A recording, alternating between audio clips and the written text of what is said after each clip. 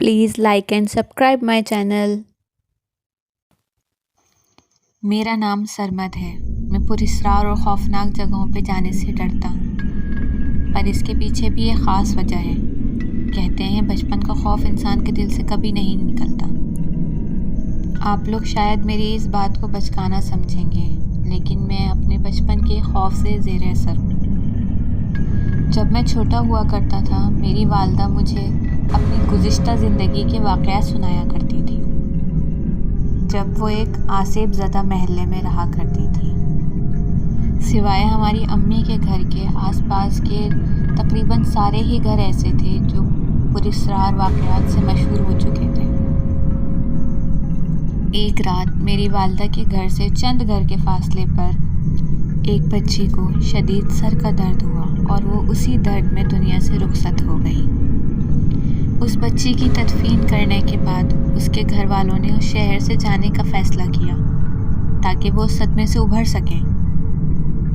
जब वो उस शहर से रुखसत होने वाले थे तो उससे थोड़ी देर पहले जब्बार साहब, उस बच्ची के वालिद, मेरी वालिदा के घर आए और उन्होंने मेरे मामू से कहा, जो कि मेरी वालिदा से बड़े हैं, कि तुम अपने घर के पालतू जानवरों को एक मर्तबा चेक कर लो। मेरी अम्मी और अब्बू, जो कि उस वक्त मंगेतर थे, साथ बैठे हुए बातें कर रहे थे। अचानक मेरी अम्मी ने घर में बड़ा पियानो बजने की आवाज़ सुनी और बेख्तियार उनका भी दिल किया कि वो पियानो बजाएं। उस वक्त मेरे अब्बू कोई रिसाला पढ़ रहे थे। घर में दाखिल होने के बाद मेरे अब्बू और मामू तहखाने की जानिब चल पड़े, जहाँ पालतू जानवर रखे जाते थे, और मेरी अम्मी ग्राउंड फ्लोर पर मौजूद पियानो पर कोई धुन बजाने लगी। पियानो बजाते हुए उन्हें महसूस हुआ जैसे किसी चीज़ ने उनकी कोहनियों को रगड़ा हो। उन्होंने महसूस किया कि शायद ये उनकी पालतू बिल्ली उसके साथ लाड दिखा रही है, और वो लगातार उस पियानो पर वही धुन बजाती रही। उन्हें दोबारा वही कुछ महसूस हुआ। उन्होंने पियानो के नीचे देखा तो उन्हें कुछ नज़र न आया। फिर उन्होंने दोबारा पियानो बजाना शुरू किया और इस बार उन्हें ऐसा लगा जैसे उनकी टांगें किसी चीज़ ने सख्ती से पकड़ ली हो।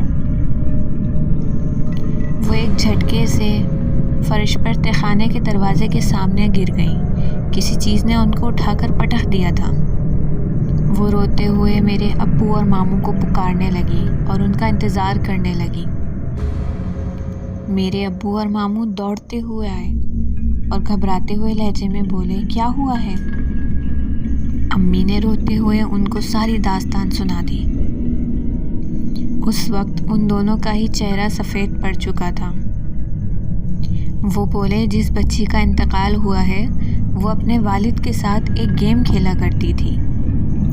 वो पियानो के पीछे छुप जाया करती थी, उनकी कलाइयाँ मरोड़ा करती थी और उनके पैर दबाया करती थी। ये उनका और उनकी बेटी का रोज़ का मामूल था। ये इंकशाफ सुनकर मेरी अम्मी पे हैरतों के पहाड़ टूट गए। क्या वो बच्ची उस वक्त उनके साथ मौजूद थी? इस बात का जवाब उनको कभी नहीं मिल पाया। मेरी अम्मी ऐसे बेशुमार वाक़यात सुनाया करती थी, मगर जब भी किसी खौफनाक मकाम का ज़िक्र आता है, मेरे तसव्वुर में बेसमेंट का वो सीलन ज़दा माहौल, अम्मी का पियानो बजाते हुए खौफज़दा होना, सब कुछ ताज़ा हो जाता है।